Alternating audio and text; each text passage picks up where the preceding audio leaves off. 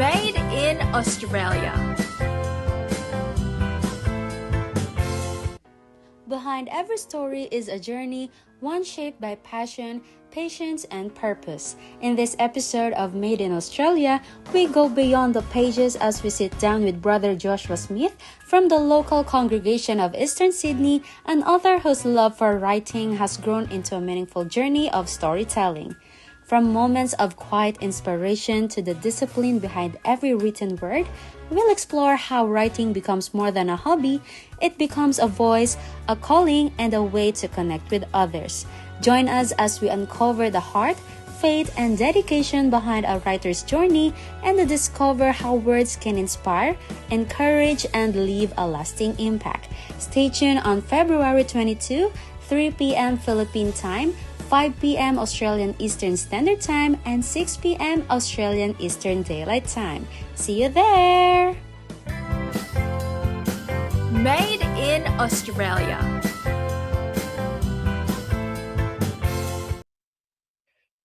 G'day, good morning, good afternoon, and good evening. Wherever you may be tuning in from, we hope you are having a wonderful day.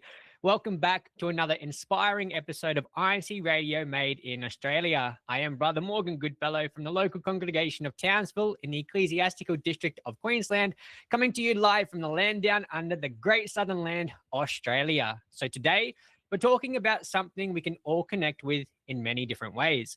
Something powerful, personal, and meaningful. Something that turns thoughts into stories and experiences into lessons. Whether you love journaling, writing poems, crafting stories, or you've always wanted to write but didn't know where to start, today's episode is for you. And as usual, I'm not alone. Today, I'm joined by an array of hosts, Brother John, Brother Warwick, and Sister Gillian. How are you today? Good, thank you, brother. It's a wonderful day, and this is a great episode to be part of. So, for the audience, for everybody, are you the type who carefully plans every word that you might write? Or are you someone who just lets the ideas flow onto the page? Either way, you're in the right place. I'm Brother Warwick Malloy from the congregation of Kingston City here in the District of Victoria. And of course, a big thank you to everyone who keeps tuning in, all of you who keep joining us every week here at INCRadio, and we truly appreciate all of your support. Brother John, how are you? Brother Warwick, Brother Morgan, how you doing today? I'm actually in the middle of a watch party as well. I have a whole local congregation, Dean Park, listening to this show right now. I am Brother John Villanueva from the local congregation of Dean Park, District of New South Wales. Now to all of our regular viewers, and especially to those joining us for the first time, thank you for spending your time with us here on Made in Australia. Before we continue, we'd love to acknowledge our brethren who share the support, messages, and reactions from last week's episodes. Here we go. Let's watch Mates of Mia. From the bushland to the beaches and everywhere in between, let's thank this week's Mates of Mia.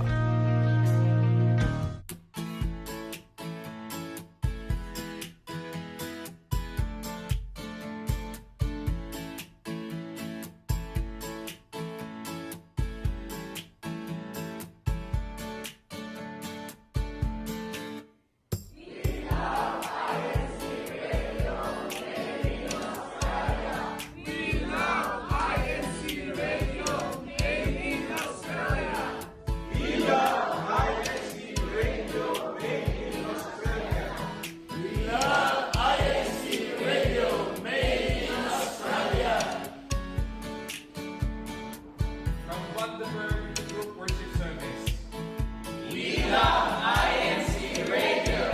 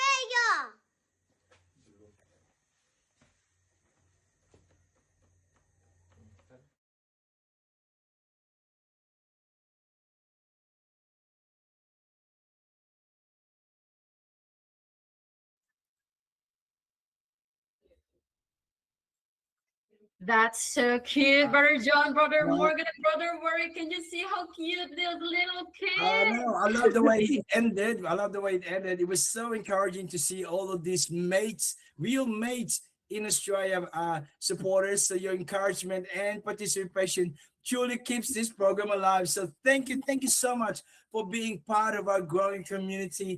And shout out also to Shepparton. I saw the result from last week, and also to my local congregation in Dean Park. They're just all right next to me. There's about quite a number of them here having a watch party. So greetings to all of you, Paul.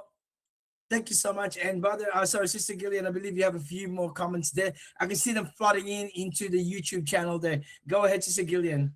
Yes, Brother John, Brother Warwick, and Brother Morgan. And before I read some of the comments from the YouTube live chat, let me introduce myself. I'm Sister Gillian, Evangelista from the local congregation of Minchinbury District of New South Wales, Australia. And together is with me, Brother Josh, who will be joining us later on and to share his journey. But before that as well, not us joining us here in live program, but also we'll be joining from the local congregation of EEST.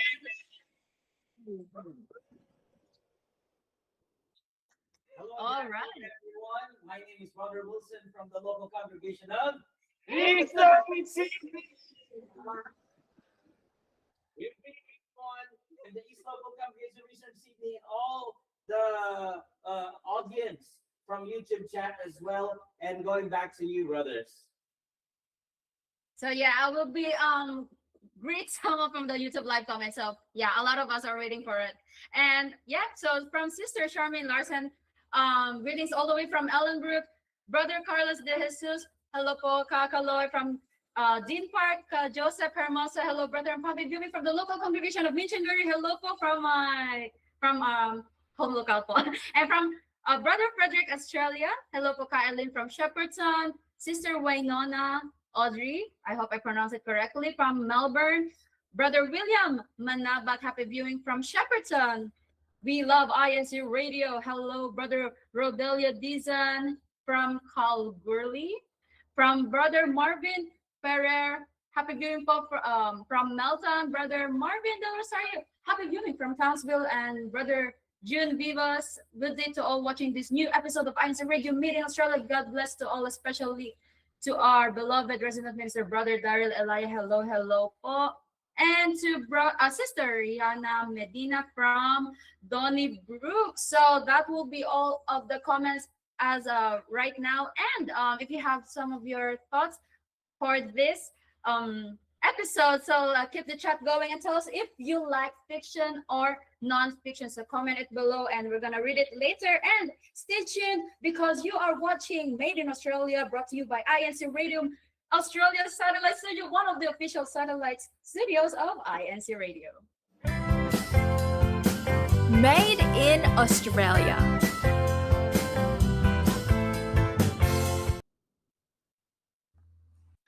Welcome back to INC Radio Made in Australia, brought to you by INC Radio Australia Satellite Studio. Share with us your thoughts. Keep those comments coming. I'll be joining you in the live chat. Now let's get started. Yes, Brother Warwick, thank you so much. And yeah, as you already see Brother Joshua. So Brother Josh, can you introduce yourself to our live audience, especially who is watching right now? Hi everyone, I'm Brother Josh. I'm from the local district of North Sydney. So it's such a pleasure to be here today, and I'm so excited to have a chat about my writing. It's very surreal to me to find that there's so many good people out there that would love to hear about the writing process. So yeah, very excited to get on with it. Amazing, Brother Josh, to have you with us here today. A very exciting episode ahead of us. We can't wait to extract your journey for all of us joining us today to experience everything you have to offer and to take us through your path and your process within storytelling. Brother Josh Smith is a very active member of the Iglesia Ni Cristo or Church of Christ from the local congregation of North Sydney, joining us today live from the local congregation of Eastern Sydney. And as we jump into today's discussion, Brother Josh, we want to begin firstly with what is it that sparked your love for writing in the first place? And when did you realize it was more than just a hobby for you? Yeah, thanks for the question. So I always find this a funny one to answer because I can't remember a time in my life when I wasn't writing or I didn't want to become a writer. So it's hard for me to go, oh, this is the time that I thought, oh, I'm going to be a writer. It's just something that's always been a part of me. And an analogy I like to use, it's like, imagine a great river flowing down a hill. If you try and dam the river, if you try and stop it, the river's still going to be there. It's still going to be pushing through. And that's what my writing is to me, where it's something that I'm always going to do no matter what. And if I don't do it, I find it just starts happening anyway. I've always been an avid reader. I think ever since I was 4 or 5 reading novels, and I used to read these funny little novels about little woodland creatures. And from there, I moved on to like mainstream fantasy, and then eventually I made my way into the classic novels. So I've always been a reader, and I've always written. And yeah, it was exciting to me a few years ago when I finally got my first novel completed. Amazing. Brother John, to see a very well-established and published author joining us in today's episode. I know. I mean, I like the fact that the analogy that he uses, the way he answers the question, it's answered like a true author, isn't it? Like, yeah, imagine a river. You don't let it go. It's going to be a dam. No matter what, that water is going to go somewhere. So that goes into the writing. Then you also mentioned that whether you've read, all types of books. If you had to put a genre on your book, what would you say that would be? Like, say you go into a shop, you see crime, you see fantasy, you see mystery. What would you be sitting, you think? Yeah, so for me, this is usually the hardest question I have to answer because it involves a term that people aren't really familiar with called literary fiction. So my novel incorporates a lot of elements from different genres. So, you've got elements of mystery, you've got elements of a thriller, you've got elements of romance, you've got elements of magical realism. And what literary fiction is, it's a conglomeration of all of that, and it's combined into one. So it's very hard to say it's definitely one thing. Rather, it's a lot of different things, and it's something that is very personal to me, that speaks to the human experience, and it speaks to universal themes. And I think moving across genres is a very effective way to do that, and then to inspire sort of the imagination of the reading public. So yeah, literary fiction is technically the genre, but it does incorporate a lot of different elements like surrealism and magical realism, and there's mystery elements in there as well, I hope. Well, so obviously you're an Australian author, published author to add there. So living in Australia, how do you find that the influence of you living here has affected the books? I mean, is it like a very Australiana feel to it when you write a book, or it just sort of like happens to be in the background? I mean, how is your Aussie makeup fall into your books? Yeah, so I think a dream of mine was to set out and write the Australian novel, the classic Australian novel. And part of the core themes in this is the different ways in which people handle pain and the different ways in which people handle loss. I think what makes it uniquely Australian is it's set in rural Australia, and I've always found Australians themselves are very funny in the way that they express things that might be hard to express. So if an Australian has had a very complicated experience or a very painful experience, rather than about their emotions, they tend to put on this very tough exterior, and they develop and they work through issues in very different ways to most people. So I found that the ways that Australians work through pain is very unique in the world.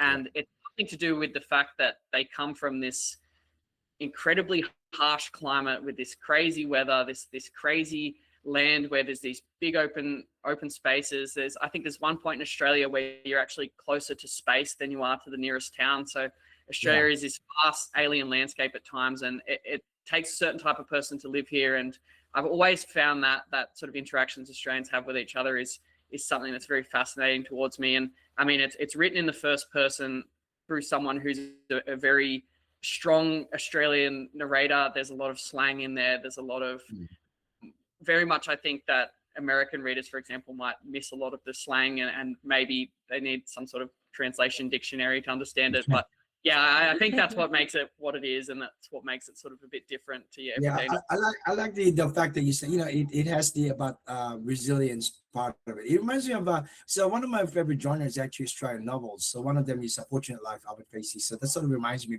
And I'm looking at, there's something on the screen for those of you who can't see, Brother Josh. There's a book right there on your desk. Can you just describe the title of that book, and if they're interested, where they can get that from? Yeah, so the book is Disintegrate. So this is my novel.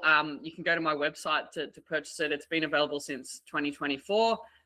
It's my first novel that I've been published. But for me, this kind of, I wrote this back in COVID in 2020 during lockdown. So it took me about 2 years, and I've written another one since then. And I'm working on a third. So this is a strange experience for me talking about this novel, because I feel like it's very much a younger version of myself who wrote this. And when I read it back, it's almost like reading another writer. I think, people are constantly growing and changing. And that's something that I experience when I look back at this and think, wow, this is actually me who wrote this. Like, how many years did it take, like the whole process, like from the draft, from like how you, the final touch of it, and then the publish, how long did it take? So it started as a short story in 2020. I made a decision at some point when I was going crazy in lockdown that I'm going to try and turn this into a full novel. So I wrote it, and by the time I'd rewritten it 6 times, I think it was about 2 years. So that takes through to 2022. Finding a publisher, again, that took another 12 months of, emailing people, talking to different agents and things like that. And then, the novel came out in June 2024. So by the time the publishers had their way with it, designing the cover and working with the editors there, that the whole process probably took 4 years from penning that first word to having a physical book in my hand and having the book launch. And when So what was that? What was your website that people can get this book from? I'll have to, maybe potentially I'll send a link out to it. I think it's JR. You can mention it since it's your personal link. So is it a personal link? So you can share it, like, because it won't like Brother John wanted to be interested to your book. You're not selling it out, but you're interested. So you can share, or maybe I want access to that book. I want to be able to read it. I'm curious about it.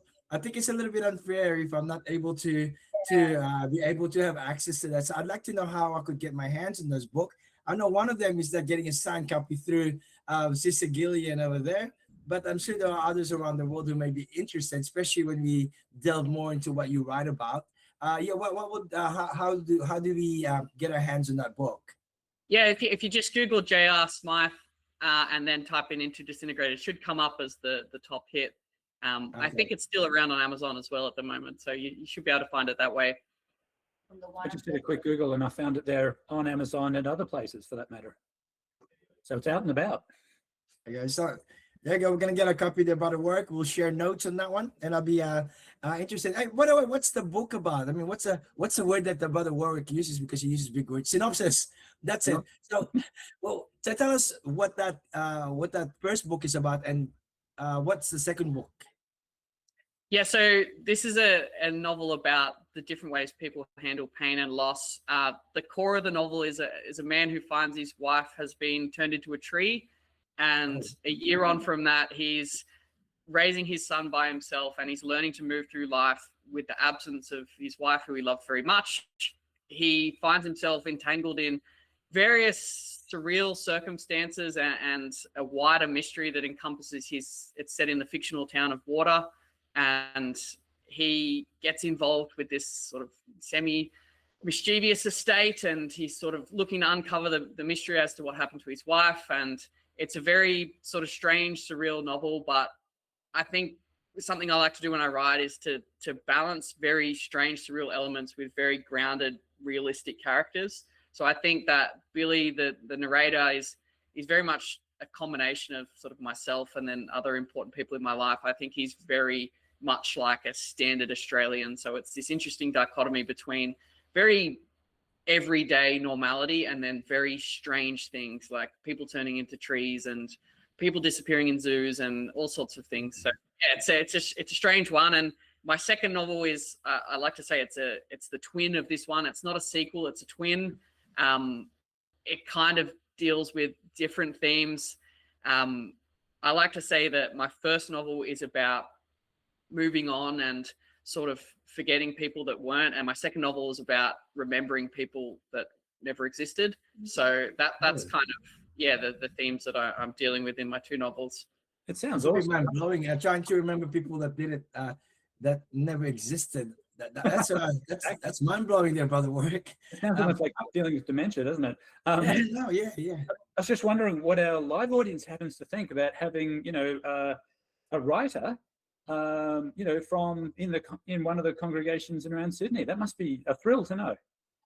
Yeah, I think Brother Wilson is trying to get someone of the audience from Eastern Sydney. Like, Brother Wilson, who do you think? What's the how's going there and with you right now?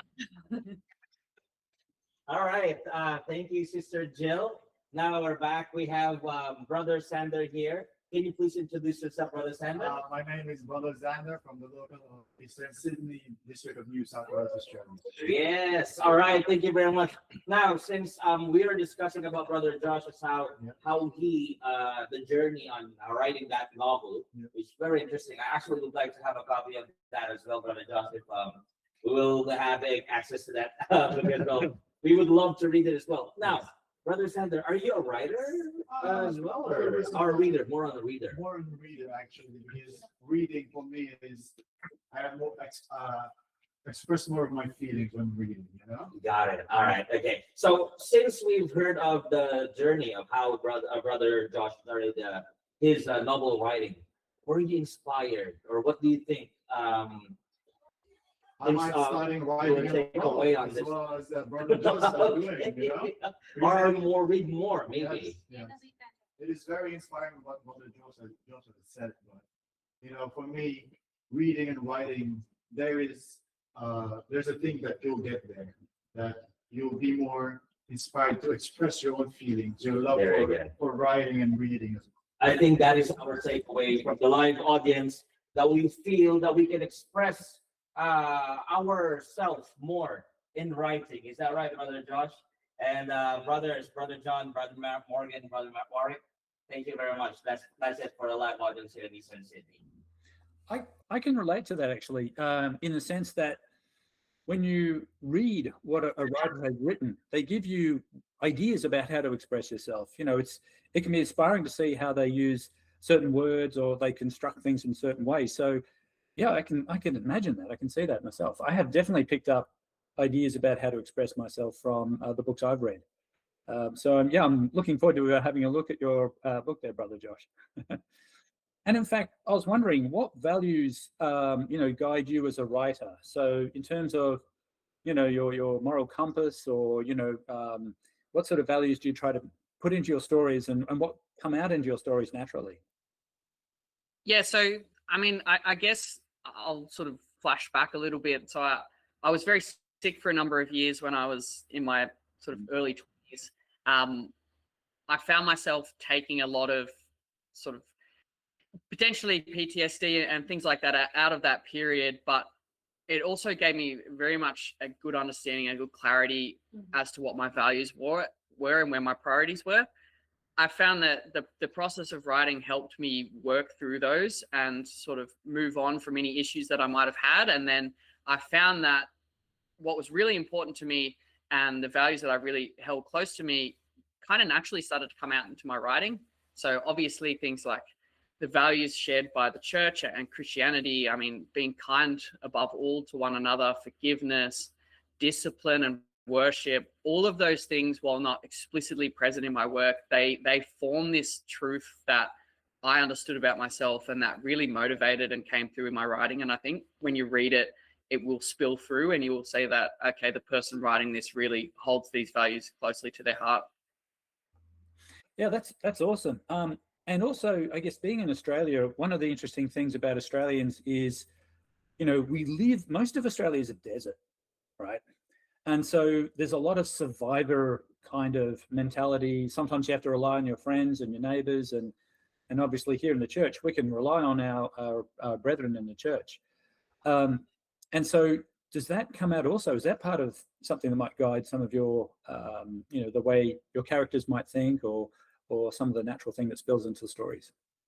Oh yeah, absolutely. So, Australia is, like I said before, it can be a harsh place to live. It can be a dangerous place to live. But at the end of the day, we draw strength from what we know to be true and those good people that we choose to surround ourselves with. So I think that definitely plays a part in all Australian writing, and it's a truth that sort of sits there behind, is that what you said, it's that survivor mentality, is that, okay, things might have been difficult for me, things might have been hard, but how am I going to take that not as a negative experience, but as a learning experience and a stepping stone to what makes me myself today? You can take everything, every difficult thing, and instead of going, oh, I'm going to complain about this or that, you can use that to be, that's a character forming experience. That's what I'm going to use to define myself moving forward. There's a saying there, Brother Josh, that trauma makes a man. Okay, so you gotta have that hardships in life to make you a better person, because it either destroys you or definitely makes you a better person. Obviously, the result shows with you. You managed to publish this book, and we will be able to. I'm sure that when we read that book, we'll be able to see you in that book, because you can't help but be able to put yourself on those pages. Wouldn't you say, Brother Josh? Oh, absolutely. And I mean, anyone who knows me might see themselves in the pages as well, because I found that every character in the novel, my novels tend to be very character driven. They're me, they're all me, but they're me mixed with aspects of those that I love and care about and that I've met along the way. So forming characters in a novel, it's almost like a conglomeration of everybody you've met in your entire life, everything you've read, everything you've experienced, and it mushes together and it comes out in these very strange ways. So I think that those closest to me, when they read my writing, they will definitely see themselves in it, as well as distinctly seeing me. Yeah, and I think like when you read something and then, oh, I'm related to this kind of chapter, and then it's like all of when you write something, Brother Josh, is like you're writing, like most of it is like the common thing is to express yourself, then where you share your character within that one. But sometimes you're not vocal enough to share your thoughts in something. It's like you're expressing it through writing. Absolutely. So, yeah, definitely. And I love like how he answered, like it's too deep, like okay. and yeah, Brother John, Brother Morgan, and Brother Mark, before we continue, because the YouTube comments are flooding already, and I would like to read some of it. So especially for first of all, it's Brother Rennie Raza from Ellenbrook. Hello, po. Hello, good day, po. And to Brother John Lawrence Reyes, happy viewing from Port Moresby. And Sis Leah Esmel, happy viewing po from Perth. Sis Jacqueline Galliarde, greetings from Shepperton. Hello. And to Brother Dennis Cornell, happy Sunday to everyone tuning to the program. Greetings from Ellenbrook. Brother Andrew Parales, happy viewing from Midland, Western Australia. Hello po. To Sis Renalyn Limbaga, hello po from Melbourne. And Sis Mira Salenga, happy viewing from local congregation of, is it Casey or Cassie? I don't know. Sorry po. And Sis Eileen Australia from Shepperton. Brother June Flores from Calgary.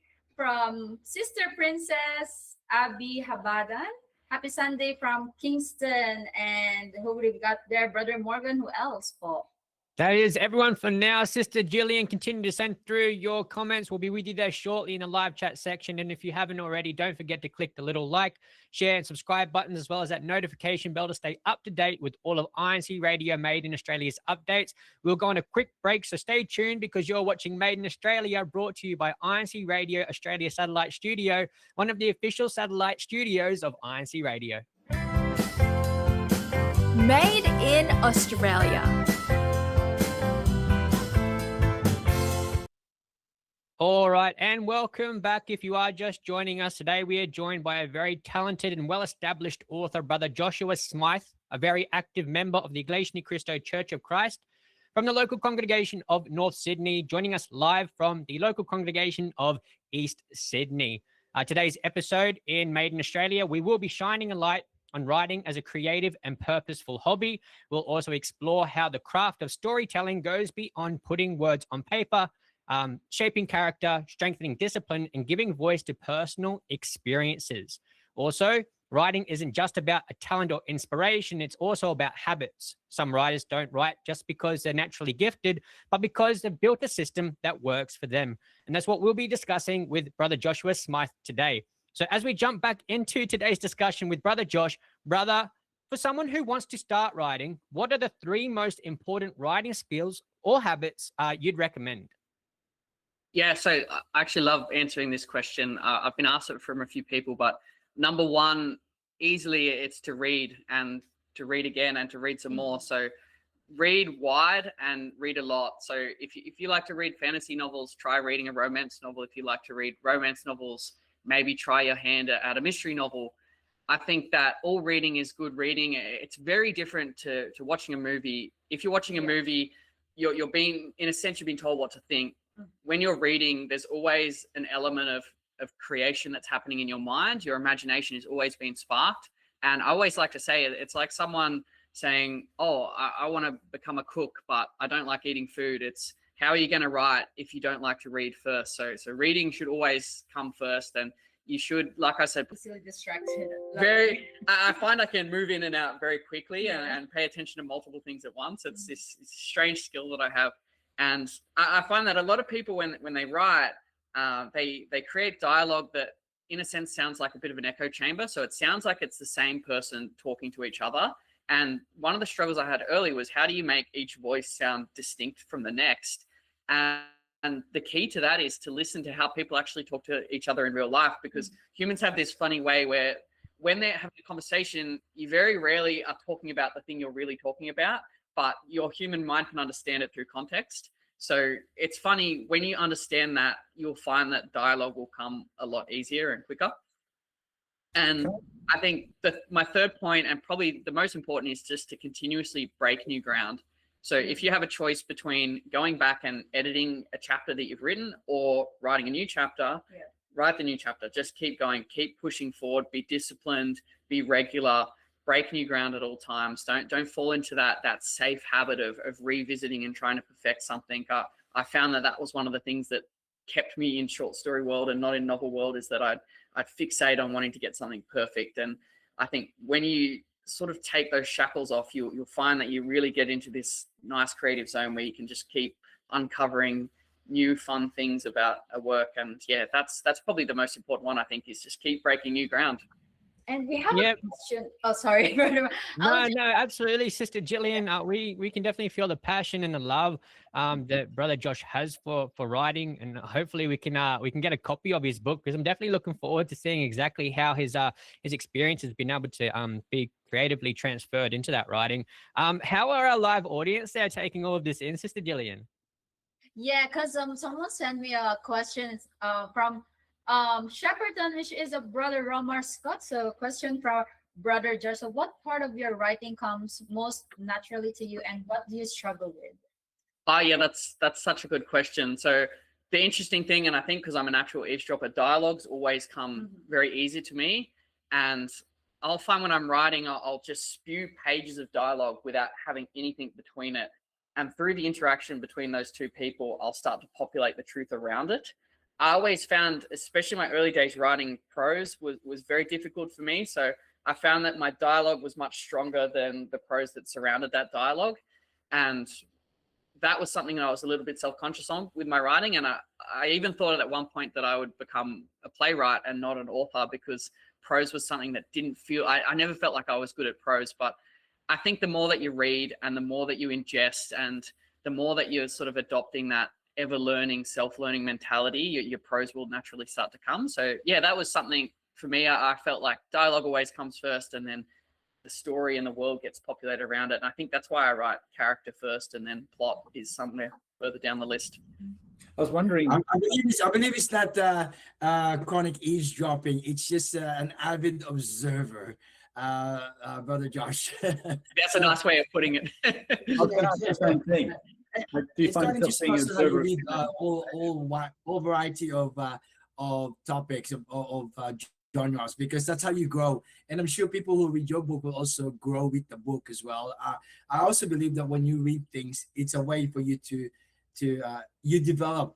So if you read a lot of fantasy, you tend to develop a lot of that way of thinking. If you read a lot of crime, so I guess having that wide array of genre really helps you improve and probably give you more materials than if you just say stuck to your only favorite one, for example.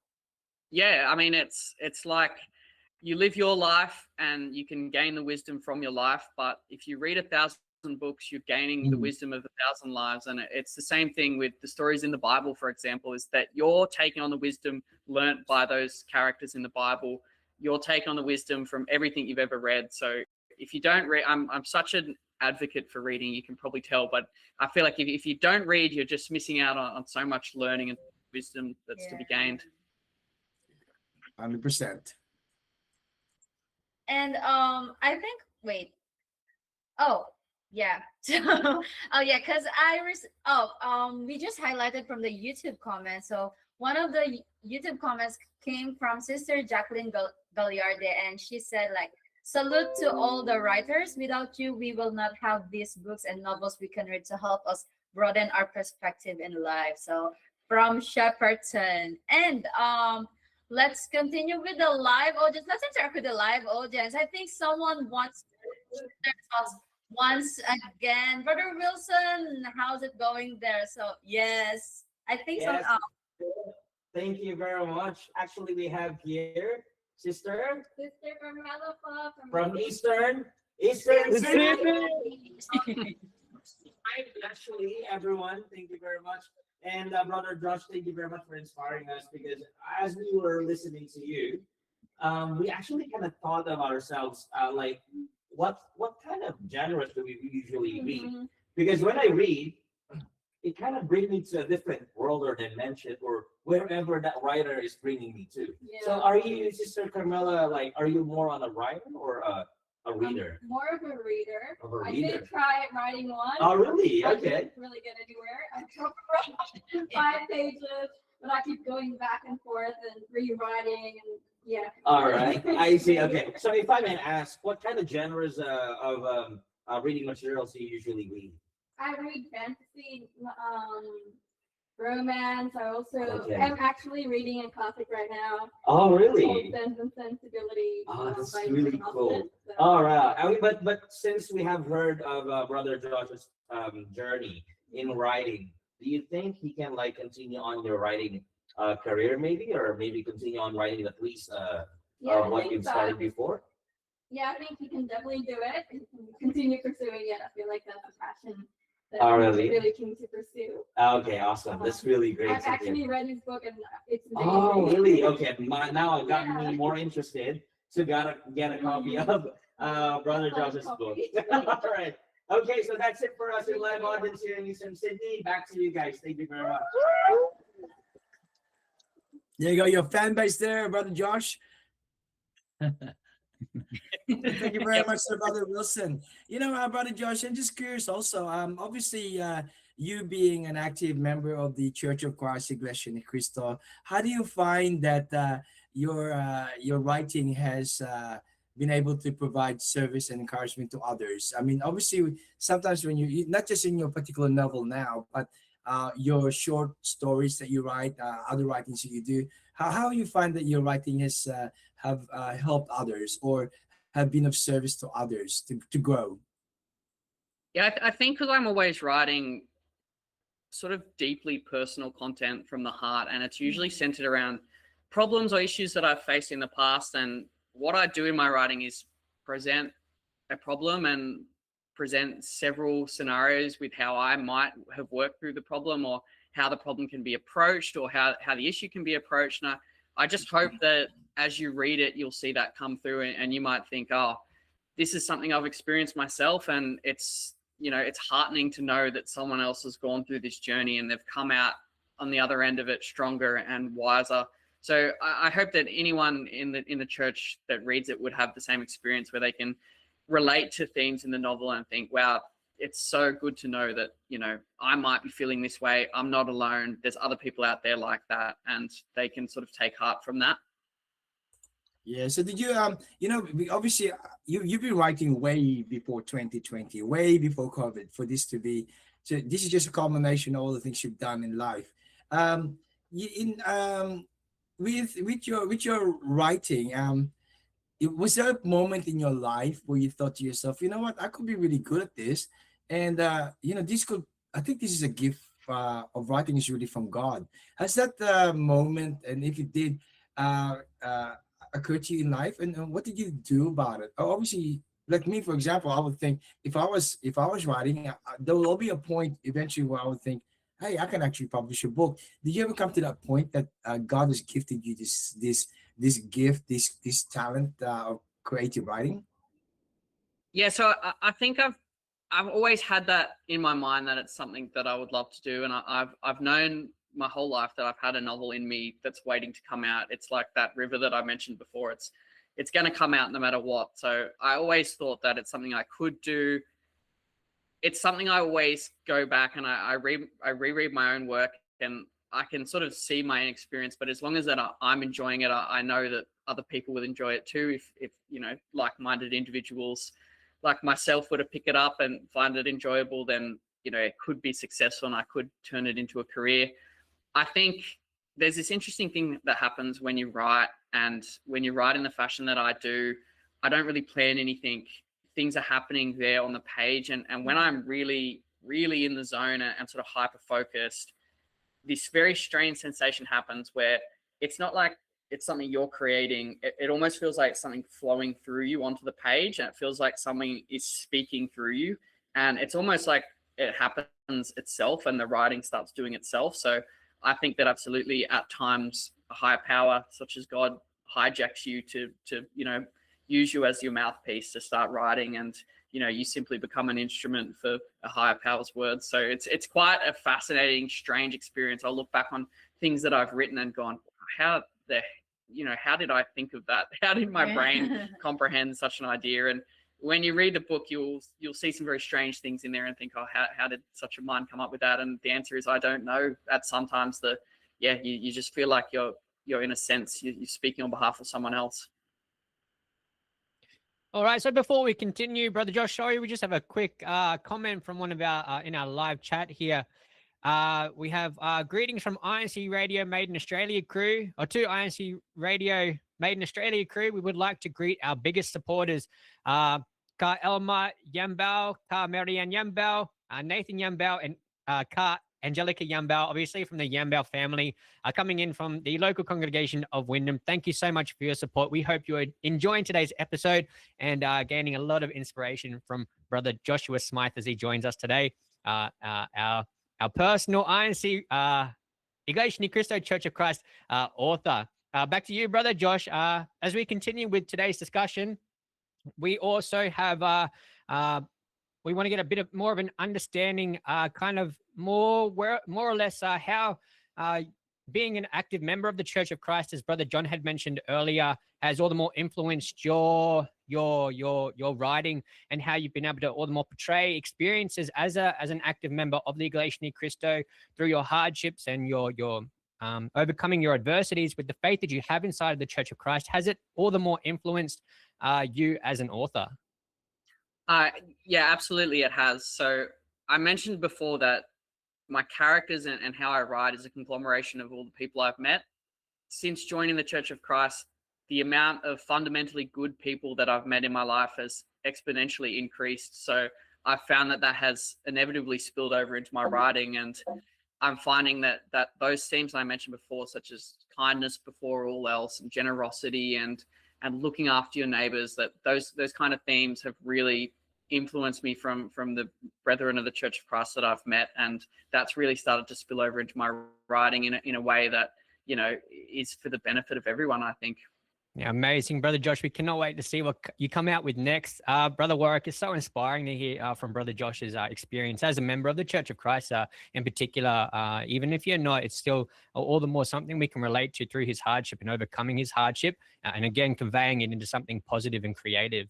Exactly. I agree 100%. And writing, and maybe we haven't said this enough here generally yet, but writing is truly a creative art, isn't it, brother? And, you know, I think you've described some of the things that I know a number of, let's say, artists or creative types find themselves challenged with. So, for instance, you mentioned before, just keep going, you know, as you're going through it. So if we talk about process and the way you think and work, you know, you said, oh, don't worry about going back and fixing something up. Just kind of keep the story going, let it unfold, you know, keep making progress. And, you know, and so, for instance, that's likened to like the flow state. People talk about getting into the flow state when you're creative. You need to kind of find that flow. And I imagine, you found certain times of the day your flow state is better, right? You tend to flow better at certain points of the day. Is that true? Oh, definitely. So one of the biggest things you have to understand if you want to become a writer is which time of the day you want to write at. So I've heard a lot of people say that wake up in the morning, the clarity of mind and having just had a coffee is fantastic, and you can write with freedom. For me, it's the complete opposite. So I find that I'm most creative late at night. So I'll come back from work, I'll have dinner, I'll clean up, I'll get ready, I'll make sure the house is clean. I have this strange thing where if I'm writing, the room has to be perfectly clean. Otherwise, I find that my mind is cluttered, and that's when my creative juices start to really start to work. Is that late night period? And when I wrote this novel, it was consistently through the hours of about 9:30 at night till midnight. And when I really initially, I was very sporadic, and I'd write in these big obsessive chunks where I'd write thousands of words all in one sitting, and then I wouldn't touch it for a few weeks, and I'd come back and do it again. But when I really started to get into the nuts and bolts of this novel, I was doing it every single night, and I had very clearly defined goals where I would say, okay, 500 words tonight, 500 words the next night, and I was doing it every single night without missing it. And when you do that, you can start to put a timeline towards things. And as soon as you get a timeline towards something, you can go, wait a minute, I can actually do this. If I do 500 words every day for the next 6 months, I'll have a novel. And it suddenly becomes something that seems like this unachievable, unclimbable mountain becomes this very real possibility. And then before you know it, you end up with a fully finished novel in your hands. So it helps reinforces, like, you get that sense of possibility.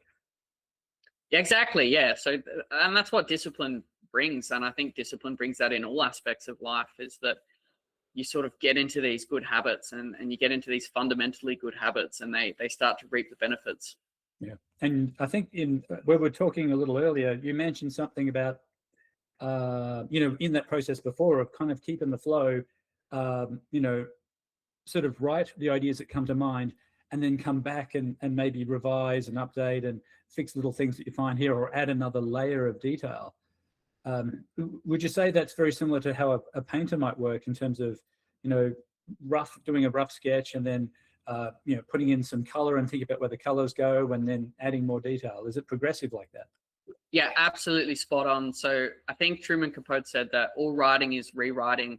And I liken it to building a house, right? You put up the frame of the house first, but you don't start painting that frame straight away, right? You go back and you start again, and you work with that frame that you've constructed. Then you add the bricks on the outside. I don't know much about house building, but you might add the floors and the carpets and the walls. And then only then on the 7th or 8th step, you'll go back and go, okay, now I'll apply the paint. And writing's no different, right? So you put up a framework, and then as you rewrite, you start to populate these wonderful little details. And you'll find that as you're rewriting and as you're editing, that's when the gold nuggets come out. That's when your world comes alive. Your characters take on lives of their own. They take on voices of their own.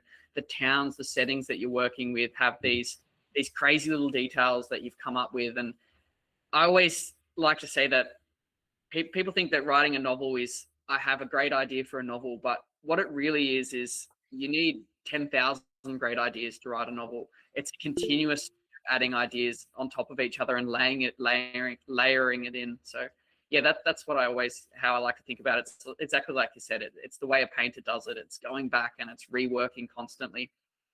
Thank you, brother. I think that really helps give some insight into how to go about it, and hopefully that helps if someone wants to start their own writing journey, actually make a start and find how to get that progress going. So that's fantastic. Well, you know what? Now we should see how sharp everyone's mind is. Are they ready to become a writer? So it's game time. It's game time. Let's play. All right, everyone in the live chat, get ready to type your answers, and we'll be there with you shortly. And type your answers with your local congregation. And for our brethren with unique usernames, who you are in our YouTube live chat. So kindly include your full name with your local congregation as well, along with your answers, so we can recognize you, and we can send your prizes. Okay, so Absolutely, Sister Jillian, thank you so much. So as we jump in, let game time begin.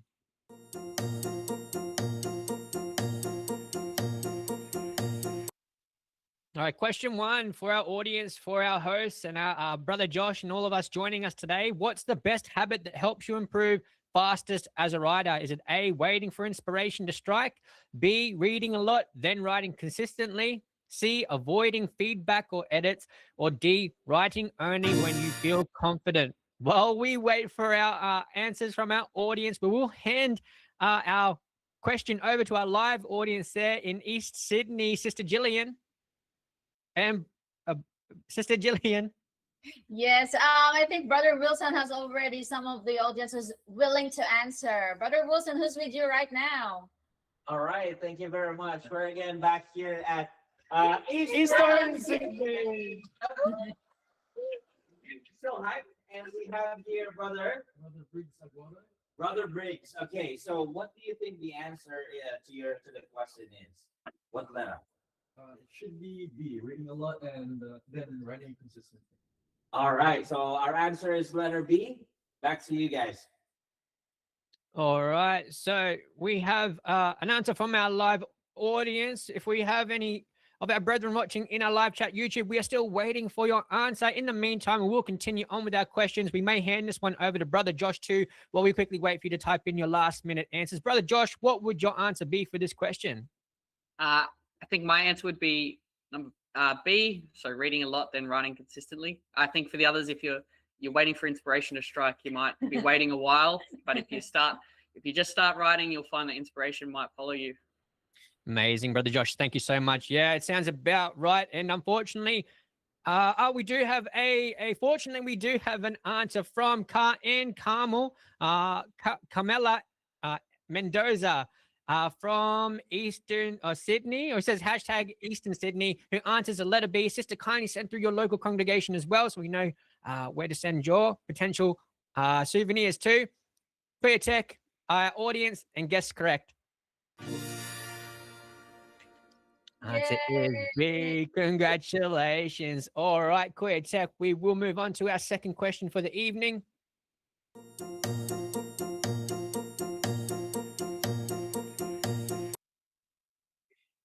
All right. Question 2. What should you do first before starting a writing project? A, start writing immediately without a plan. B, clarify your idea or message.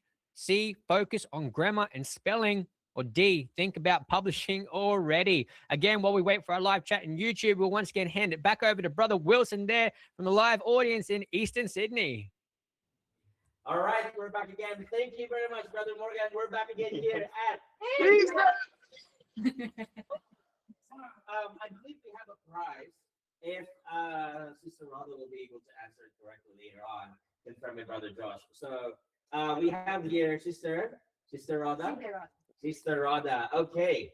So before you answer the question, maybe do you want to greet anyone? Hi to my husband. All right, okay. So, all right, thank you very much, and hi to Sister Rhoda's husband. Now, Sister Rhoda, what do you think is the answer to the question? Which letter? Letter B. Letter B, which is clarify your idea or message. All right, so that's our answer for that question, Brother Morgan. All right. Thank you, Brother Wilson. To our live audience there in Eastern Sydney, we will go straight to our answer from Koya Tech. Is our sister there in Eastern Sydney correct? Answer is B. Congratulations, sister. You have won yourself a very personal INCradio mug. Congratulations. And again, to our audience who joined us today, thank you for all of your input. Unfortunately, we weren't able to collect your answer for question 2 in time. But again, stay tuned for next week's episode because we are always handing out our INCradio souvenirs. We are about to wrap up this day's discussion. But before we leave, Brother Josh Smythe, again, we want to thank him so much for sharing us his experiences. As a very talented author, I'm sure as much as I have, everyone else has gained so much inspiration to hopefully venture into their own storytelling. Brother Josh, before we wrap up this evening's discussion, is there anybody you'd like to give a special greeting to? I'd like to give a special greeting to Sister Carmela downstairs.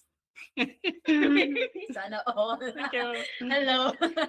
And any personal greetings from your family and to all your friends out there. So you can. Yeah, all my family around Australia. My family is very much scattered around the big nation. So hello to all of you out there watching. Hello.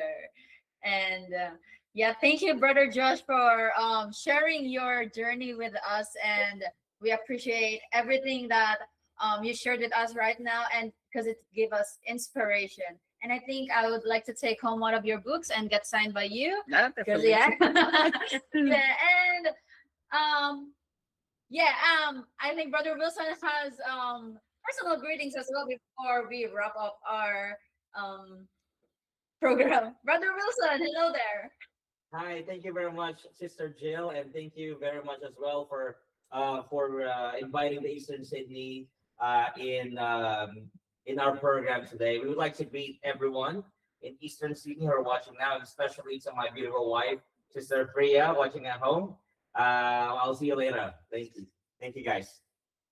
Amazing, Brother Wilson, to the local congregation of Eastern Sydney. Thank you so much for joining us today with Brother Josh Smythe, Brother Warwick. It's been such an exciting episode. It's been a fantastic episode. Yes, it's been really interesting and inspiring. Thank you, Brother Josh. And so, just like that, we have reached the end of today's episode. Writing isn't only about stories and ideas. It's about growth, consistency, and finding meaning in the words we choose to share.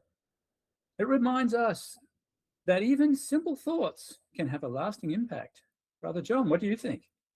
Oh, what a great show. I'm actually looking forward to getting my own copy there too, Sister Gil. So I'll talk to you soon. But a huge thank you to everyone who joined us today. Our viewers out there, our live chat, and of course the live audience there at Eastern Sydney. Thank you very much. And all from all the other different local congregations. And of course, our guests who shared his journey with us today. Thank you, Brother Josh. You're very inspiring. And today showed us that writing can be a quiet but powerful way to express values, encourage others, and reflect on life's experiences. Thank you so much, Brother John. And again, thank you so much, Brother Josh. U.S. Smythe from the local congregation of North Sydney, joining us today live from the local congregation of Eastern Sydney. Brother Josh, I can't wait to get my hands on one of your own books, and hopefully we can get a signed personal copy, just as having that little benefit of INCRadio Made in Australia host. But nonetheless, everybody joining us today, we hope you do get your hands on one of Brother Josh's books and continue to encourage his journey, because again, he is a once-in-a-lifetime storyteller, with that amount of passion, and to be able to share that passion with us, again, is a gift from God, and all praises to our Lord God. Above all, we thank our Deputy Executive Minister, Brother Angelo Irania Vimanalo, and our beloved Executive Minister, Brother Eduardo Vimanalo. Until next week, we will see you then again, 6 p.m. Australian Eastern Daylight Time. Take care. God bless. From the bushland to the beaches and everywhere in between, let's thank this week's Mates of Mia.